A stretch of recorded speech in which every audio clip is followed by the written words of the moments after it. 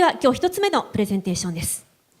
富士通株式会社富士通総研経済研究所上席主任研究員のマルティン・シュルツさんです。テーマはブレグジット後のヨーロッパ展望と投資のチャンスです。ではお願いします。Yes, thank you very much indeed.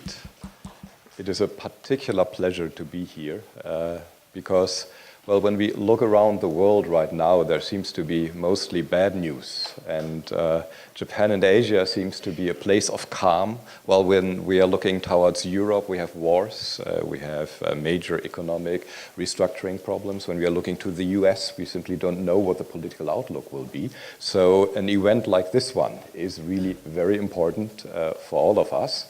It is a pleasure to join. What I will be doing is focusing on the European market. This is for one reason because, well, I'm originally German, in Japan for a long time, working at Fujitsu Research Institute, the Economic Research Center, which is the economic and social think tank of the Fujitsu Group. So we are looking at economic trends related to technology, but also towards globalization and what is happening and important for our clients. When we are looking at Europe, this is a particularly important market for us as well. Fujitsu Group is a major investor in Europe, as many Japanese companies are. So one of the important points is now, well, actually, what are the investment trends and how are they working? Japanese companies have been focusing in a really global way and in a very structured way on the European market by mostly going to London as a headquarter and then serving the large European market and building on European integration from London and its different centers. This has been very successful. So Brexit is a major problem because when your headquarter leaves the market that you're focusing on, you obviously have a problem. This is my first point. My second point will be, well, actually, what is the outlook? And Brexit is not the only bad news. There are 4 major crises in Europe. How will they affect the market and what will be the outlook for that? And finally, what are the potentials after digging quite a bit deeper into the difficulties we are facing when working with COFAS, for example, when evaluating risks? The question is, what are also the potentials when going forward? First of all, Europe and Japanese investment. The interesting thing about the investment is that the income generated by these investments is actually surprisingly strong. The black line is the US, the income that the investment in Europe is in the US is generating. The middle one is Europe, and down there is Asia. Basically, the trend is the same, which is really surprising because, well, we have 2 very, very different markets here. While the income stream is in general positive and quite strong, when we look at the different markets, it gets even more interesting because obviously we have the emerging markets, Asia on top. These are the potential long-term growth rates.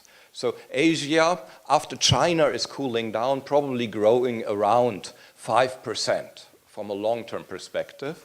When we look at the US market, growth has come down. In the US, the talk is about the new normal of much lower growth, which will be probably, these are OECD IMF estimates, about 2.4% long-term potential growth. When we look at Europe, it is lower. It is probably about 1.4% long-term potential growth, so much lower. Japan is on the bottom of this chart. Germany, somewhere in the middle around the EU trend.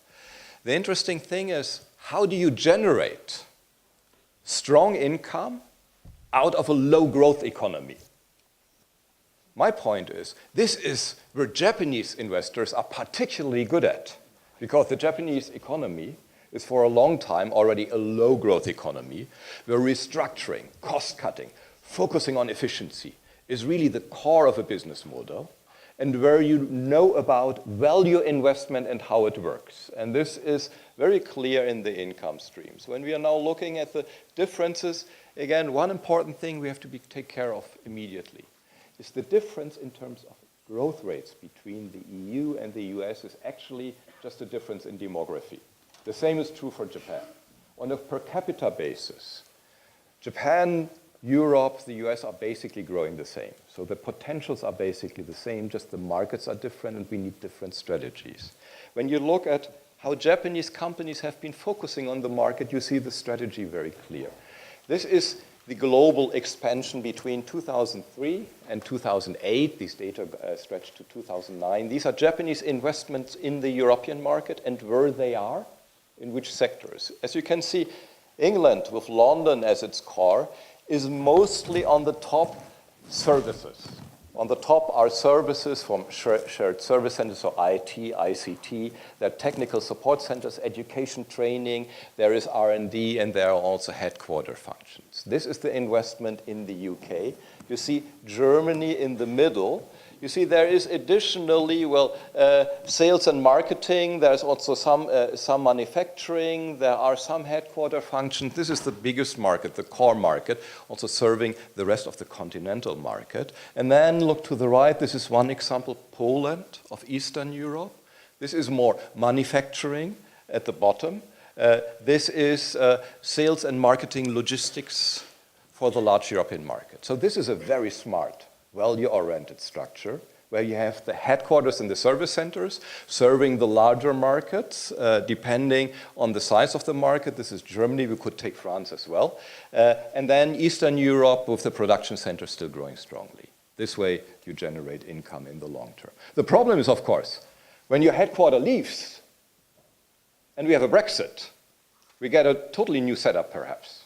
And this is the big question, how might that look and how might it affect us? When we are looking at what companies have been doing after the financial crisis, we see that actually this trend has deepened.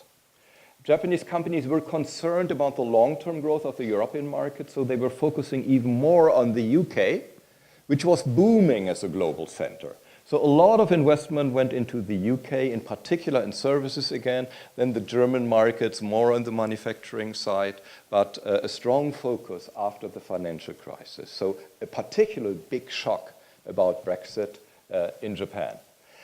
When you look at what has happened to the UK market, you see that all this international investment actually had a very positive impact. These are the R&D investments in the UK market. And you can see computers, IT related, also automobile industry, complex industry, a lot of R&D happening. This is really a strong service center that has been booming, very important for this market. When we are looking now at the outlook for the rest of the EU, so the continent, it looks quite different from what we have seen in the UK over the last decade. Well, these are the different crises. First of all, where we are starting is Brexit. The headquarter, the service center, leaving the EU market. Of course, a big shock. Question is, how are we dealing with that? Then we have a major impact in terms of overall restructuring of the EU economy, which is not over. The euro problem is still on everybody's charts. Banking integration. Banks still need to be bailed out. This is not over the story. We have major restructuring in Spain, the southern European countries. When we look to the east, there is confrontation now between Eastern Europe and Russia, with Russia moving into the Ukraine. How will this crisis be solved? And finally, we have war in the Middle East. Very important to everybody, even outside of the EU. When we are looking at these trends and how perhaps what affects most, this is the one that is in the news and which affected also Brexit discussion tremendously. Immigration. People in a much more slower growth environment in the world, leaving their countries, moving into Europe in one of the richest regions in the world, war in the Middle East, people are uprooted and moving in, and Europe was not prepared for that. It took now about 2 years to build partially borders, immigration control, new mechanisms to balance that. The immigration flows are already down to 1/4 of what they have been at the peak of last year. So basically this has been happening and it is continued to happening. It's a new situation which requires adjustment. When we look around at the restructuring story, we have a big story which is even, important beyond the EU. There is also Mr. Trump, where we have the election today. We have major restructuring in the mature countries. We have restructuring, these countries are moving out of manufacturing into services. The UK has been one of the fastest countries on this. France is very strong. The UK has been moving out, and there has been a huge imbalance between people working in the manufacturing sectors, blue-collar workers, and some of the services booming. In the UK, particularly financial services, so high value-added services. And we have a clash. And policy needs to somehow get these big strains in the society together. Look at Japan. Japan did this very well, but unfortunately with very low growth. Look at Germany. It did it well as well, but with much higher growth. One of the reasons is the big European market, which helped tremendously to get the manufacturing industries going as well as the service industries. When we look now what this means politically, we see a backlash against globalization around the world. Not so much in Asia, but particularly in the US and in Europe. This is a very important issue because when you're not growing strongly anymore, when you're aging as a society, when growth rates come down, you need globalization. You need big markets. And you need to returns from them. If your population becomes unhappy with what's happening throughout globalization, one of the most important growth drivers will simply cease to exist. In Europe, everything is about globalization because the integration process is really working together, creating one market with your neighbors, the most important engine of growth. We were looking very closely on the CETA, the Canada-EU FTA. Will this work out after TTIP, the EU-US FTA, is more or less dead for years to come? The TPP is probably dead for years to come until it will be implemented. When Brexit is, when people are leaving with Brexit, the EU did it work? There was a difficulty with a group in Belgium, a region in Belgium, 3 million people opposing it. Europe has overcome this problem, and we can be quite optimistic that political mechanisms will work in the future again as well. So globalization within the EU still seems to be on track. So I would be rather optimistic that also negotiations with Japan will be on track, which is very important for us as a growth engine. When we look at where the big other crises are going, well, we really have to rely on COFAS on these questions. We need very, very close investigation. We need to see how these trends are working out, how they might be affecting us. In very broad global terms, the Middle East crisis, up there is ISIS, with terror war as one of the core problems. But basically, we have a confrontation between Iran and Saudi Arabia, which will not be solved for many years, but potentially can be balanced with appropriate information because about this region. We get an idea how it will affect us and our business in the longer term because we have big blocks, we have very clear-cut trends in some ways among the major countries and a big mess in between. This is where risks are born, but also where risks can be handled when you have enough information about them.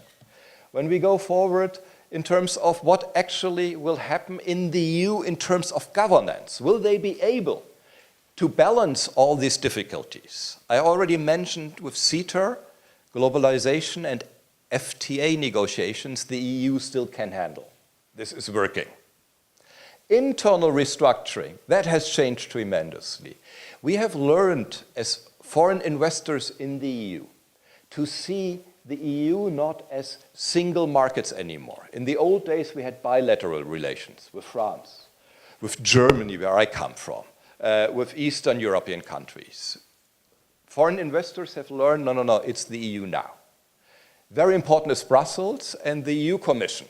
This is where all the new regulations are basically shaped and made for the EU. We learned all that, and that doesn't seem to be true anymore. The British were unhappy with it and are actually leaving for this because they wouldn't like to deal with this very complex governance model. And when you look at what's happening in the rest of the EU, something similar is happening.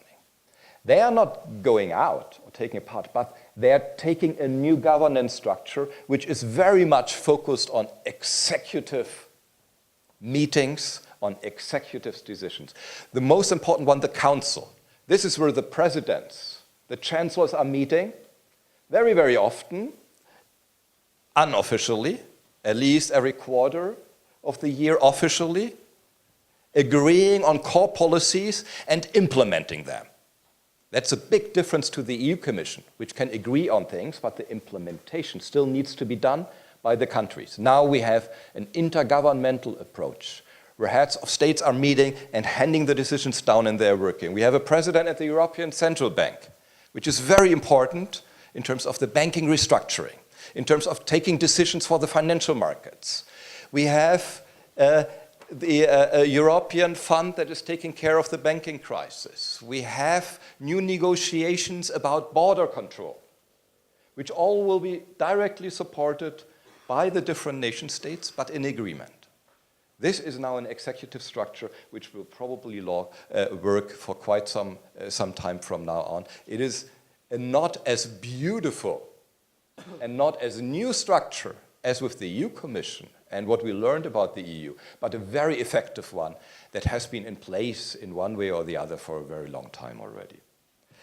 When we look at how reforms are being shaped, I will have to skip now a few points. You will have it in your slides when you're interested. When you look at effective reforms, this is just comparing Germany and Japan in terms of important reforms. You see that the reforms in the EU, in this case in Germany, are usually 10 or 15 years before they're taking place in Japan. The blue ones, for example, we have the single market zone, free trade agreement, and TPP in Japan in comparison. Big difference in terms of time. We have security laws just being implemented in Japan by the Abe government. In Germany, that was already done 15 years ago with the war in Croatia and Serbia. We have financial reforms going on. We have reforms that are now going into new industrial policies with ICT, technology integration.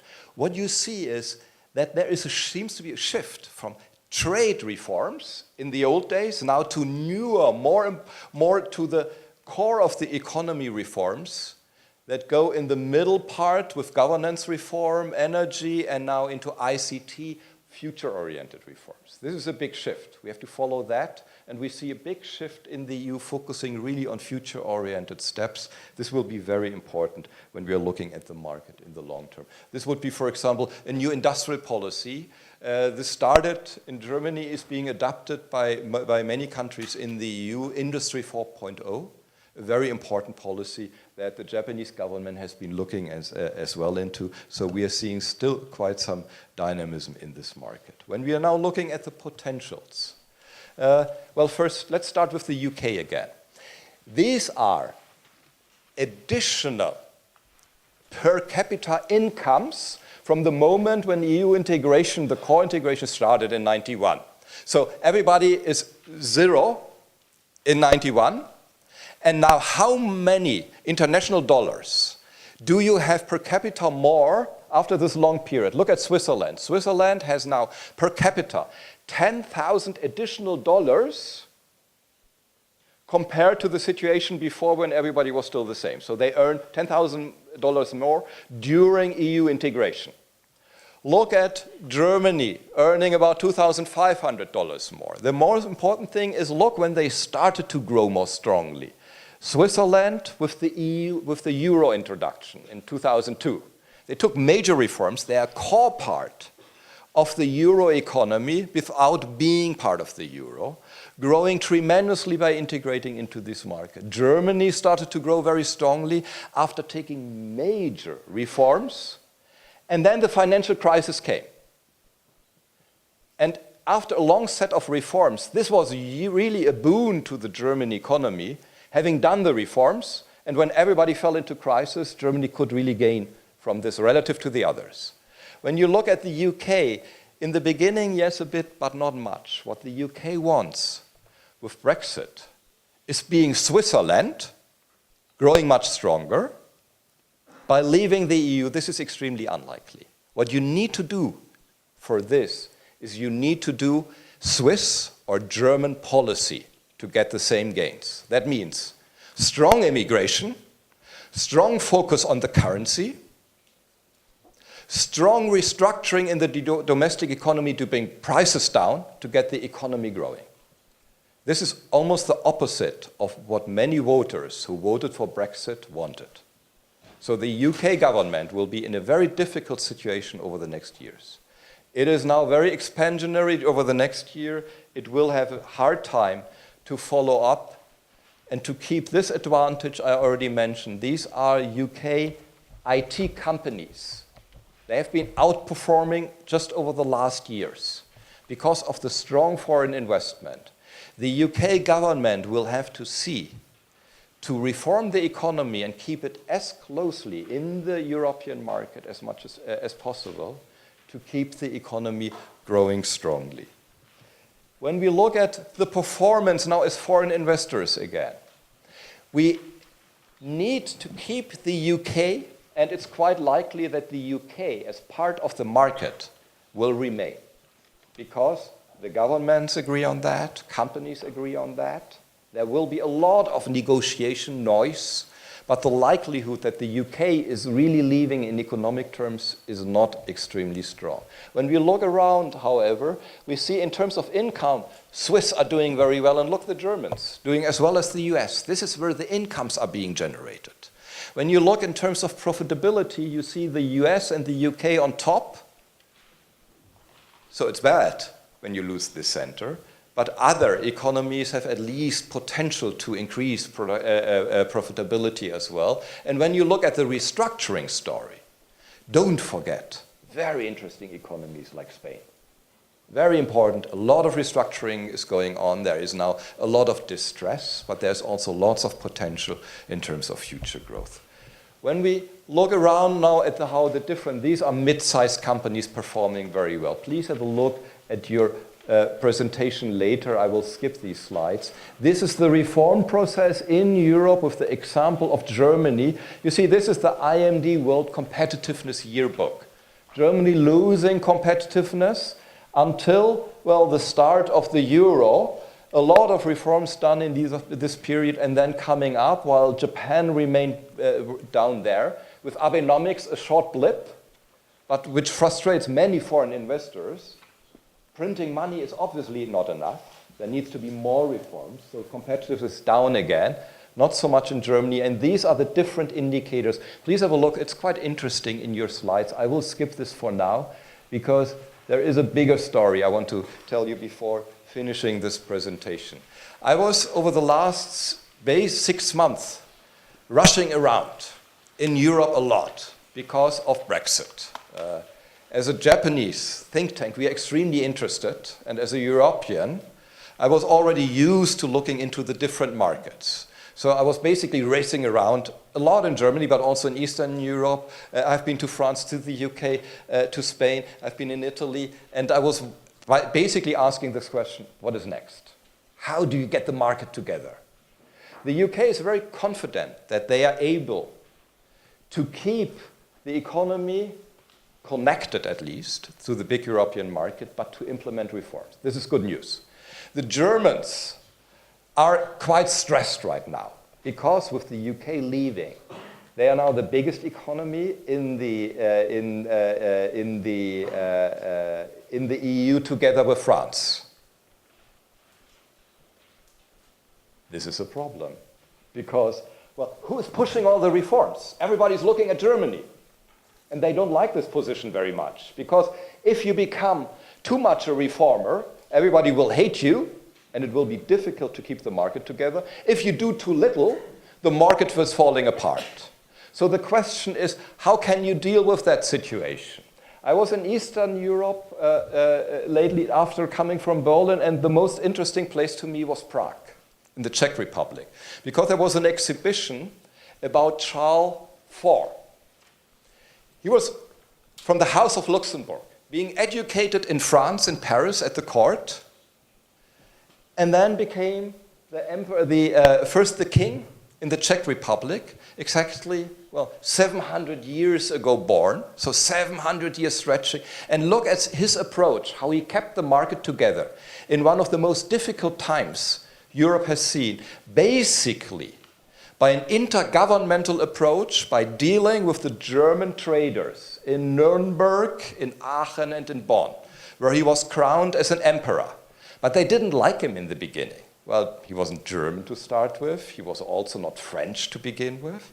He came, well, small Luxembourg and from the East, where a lot of dynamics were coming from the Middle East, Turkish already moving up, a lot of pressure coming from the very East, from Russia, and his negotiation strategy was incredibly successful by linking first with German trade, agreements with the French court, and becoming the emperor of the Holy Roman Empire, later basically based on intergovernmental negotiations and independent agreements that were all supporting it. What he did was also the first constitution of Europe, which lasted for 500 years. It regulated how the emperors were elected in a kind of monarchy democratic process.